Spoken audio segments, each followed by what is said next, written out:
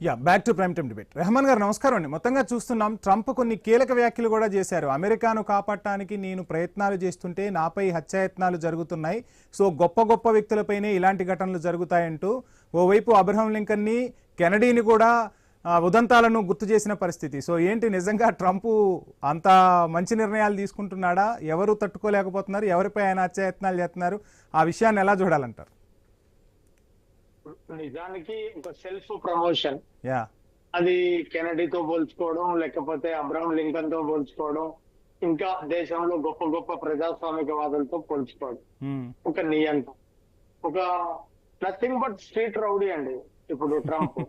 అంటే ఒక Venezuela Republican country మీద రాత్రికి రాత్రి దాడి చేసి భార్యాభర్తలను ఎత్తుకుపోయి అక్కడి చమురు నిల్వల్ని ప్రపంచ దేశాలకు అమ్మడం, కొనకపోతే వాళ్ళ మీద ఆంక్షలు పెట్టడం, కొనేలా చేయడం. అంటే ఈ అంతకు ముందు ఇరాక్ మీద ఇదే పని చేసిండు, ఇప్పుడు అదే పని చేస్తున్నాడు. ఎవరికి ఇద్దరు కొట్టుకున్నా కొట్టుకోకపోయినా నిజంగానే కొట్టుకుంటున్నా వాళ్ళ మధ్యన రెఫరీగా ఎవరు పిలువని పేరెంటానికి పంచాయతీకి వెళ్లి విజిల్ కొట్టి నేను ఆపానని ప్రకటించుకోవడం. ఇదంతా చూస్తున్నాం. అంటే నిజానికి ఇన్బ్యాలెన్స్ అయిపోయింది ప్రపంచం. 91 కంటే ముందు రష్యా సోవియట్ గా ఉన్నప్పుడు ఒక శిబిరం అటువైపు, ఇంకో శిబిరం ఇటువైపు ఉన్నప్పుడు కాస్త ఇది ఉండేది. ఇప్పుడు వెనిజులా మీద అమెరికా దాడి జరిగినప్పుడు ఖండించిన దేశాలు ఎన్ని లెక్క పెడితే 5-6 దేశాలు ప్రపంచంలో.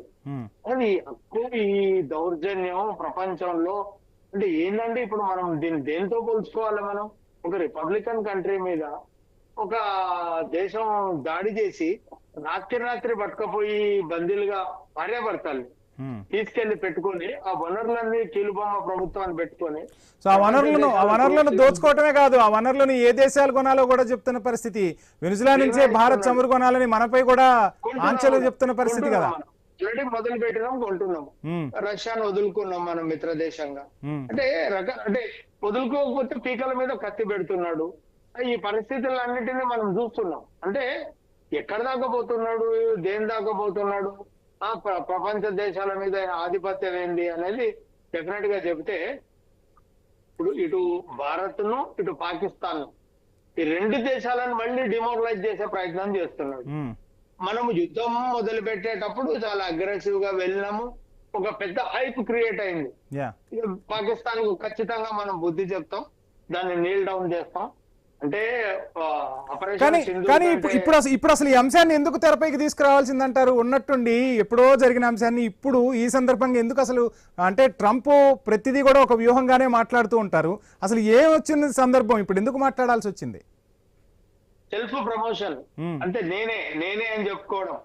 అదే సినిమాలో ఉంటది కదా, ఆ చొక్కా నాదే అని పదే చెప్పడం. అట్లాంటి సందర్భంగానే చూడాలి మనం. అంటే ఎవరు నిజానికి గొప్పగా మధ్యవర్తిత్వం చేసిన వాళ్ళు, గొప్పగా సైలెంట్ గా ఇష్యూస్ ని పరిష్కరించిన వాళ్ళు ఎవరు తమ ప్రమోషన్స్ ని తాము కోరుకోరు. అంతర్లీనంగా నిజానికి ప్రపంచ శాంతిని కోరుకున్న వాళ్ళు, ప్రపంచ దేశాల మధ్యలో ఉద్రిక్తత ఉండకూడదని కోరుకున్నటువంటి ప్రపంచ దేశాల్లో శాంతి కామకులు ఎవరైనా ఇరువురిని కూర్చోబెట్టో, ఇరువురిని చెప్పో, అంటే నిజానికి మనం ఏం కోరుకున్నాం అంటే పాకిస్తాన్ నుంచి ఒక క్షమాపణ రావాలా, పాకిస్తాన్ నుంచి ఒక నోట్ రావాలని కోరుకున్నాం. అవును, ఆ వచ్చే పరిస్థితుల్లో అర్ధాంతరంగా ఈయన ట్వీట్ చేయడం, ఈయనే ముందు ప్రకటించాడు.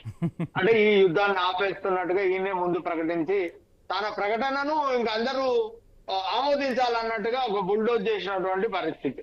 నిజానికి అంటే దాని దగ్గర కూడా అణ్వాయుధాలు ఉండొచ్చు, కానీ యుద్ధానికి వచ్చే వరకు మన ముందు నిలబడలేదు పాకిస్తాన్. చాలా వీక్ కంట్రీ, అన్ని రకాలుగా వీక్ కంట్రీ. ఉండొచ్చు అణ్వాయుధాలు, కానీ మనం ఒక క్షమాపణ పత్రాన్ని ఒక నీల్ డౌన్ చేసి ప్రపంచ దేశాల ముందు మనం చాలా తలెత్తుకొని నిలబడతాం అనుకున్నటువంటి సందర్భంలో ప్రకటన ఏకపక్షంగా చేశాడు. ఒకవేళ ప్రకటన చేసి ఉంటే తప్పు పాకిస్తాన్ది కాబట్టి, భారత్ భూభాగంలోకి అది టెర్రరిస్ట్ యాక్టివిటీ చేస్తుంది కాబట్టి ఇక్కడ నుంచి మేము ఇటువంటి వాటికి మా ప్రోత్సాహం ఉండదు.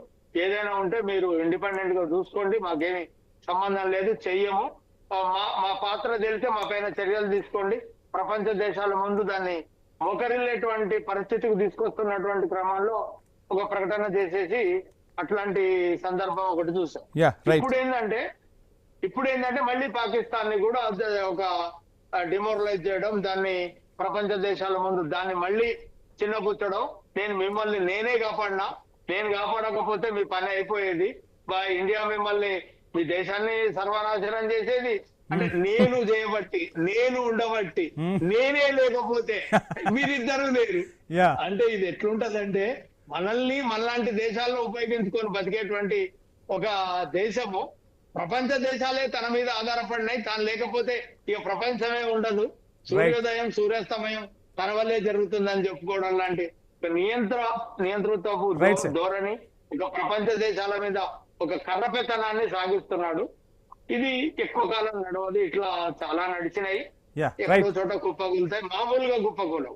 మాట్లాడదాం సార్, మాట్లాడదాం. శేషు సార్, మొత్తంగా చూస్తున్నాం